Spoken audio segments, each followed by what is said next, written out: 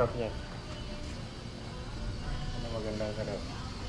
I-finish ko na lang dyan. So, ang umpisa po niyan is ganon. From ganon, naging ganyan. Wow! Tapos, meron siyang bed dito. Kasi hanggang dito lang, mababaw lang yung lalagay natin na lupa. Para hindi sayang kasi masyadong mataas to. Ang hinahabol lang din naman natin dito is yung height niya para maganda tingnan doon sa paglalagyan. Pero space lang yan doon sa ilalim. Dito lang talaga siya. Ayan. So, what's the next step? Stain. Isa-stain daw. Hindi ko alam anong ibig sabihin nun. Basta stain.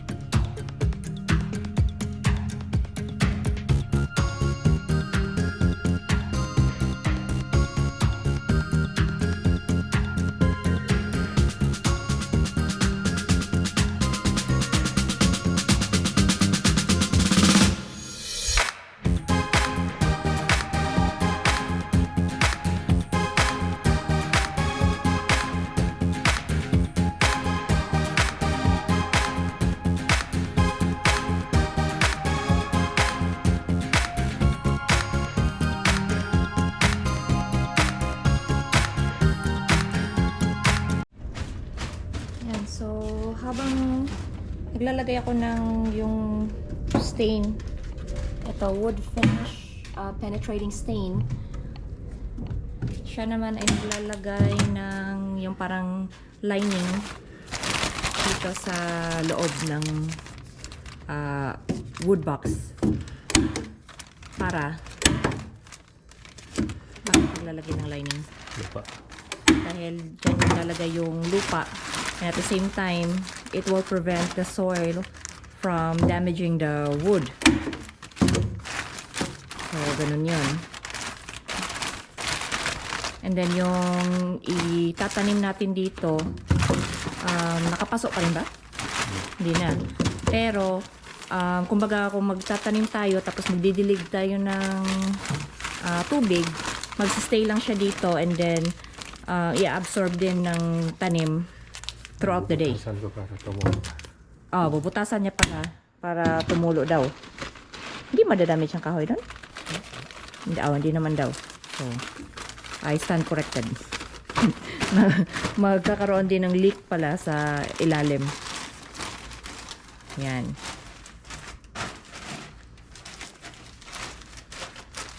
So, let's continue to do the staining. Ayan, so natapos ko nang lagyan ng stain yung kahoy. Yan. Hollowing. Ayan.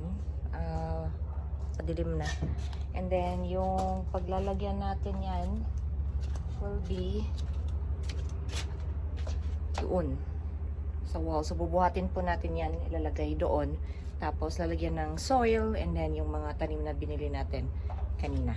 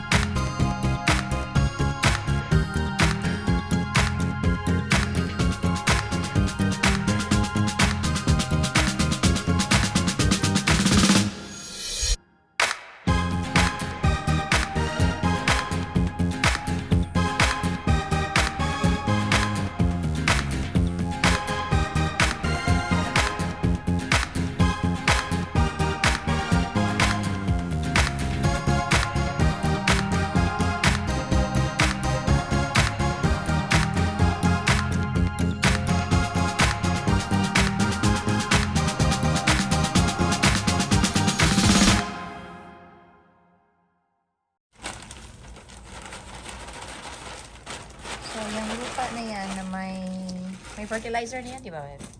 Compost. Compost. Ayan. Yung binibili kasi dito, yung soil na nasa ilalim dyan is compact. Ano yung itsura? Buhaghag. Tsaka walang nutrients talaga. Kaya hindi mabubuhay yung tanim kung diretso mo lang siyang ilagay. Tulad yan, kung nakikita ninyo maitim yung surrounding nitong gumamela dahil nilagyan po namin yan ng ganito.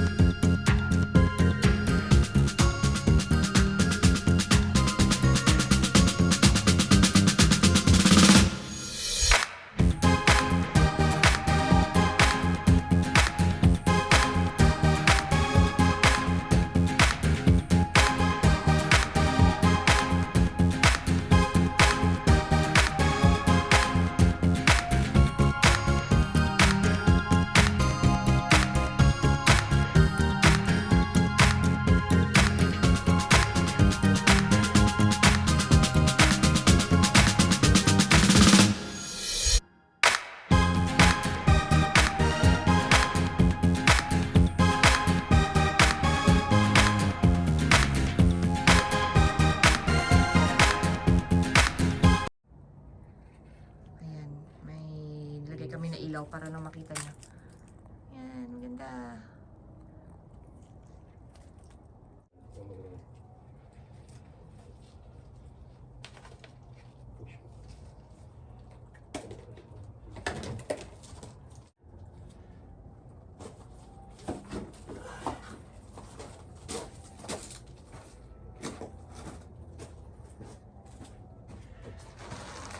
Dadagdagan natin ng soil kasi tinanggal natin siya dun sa paso tapos ilalagay dyan.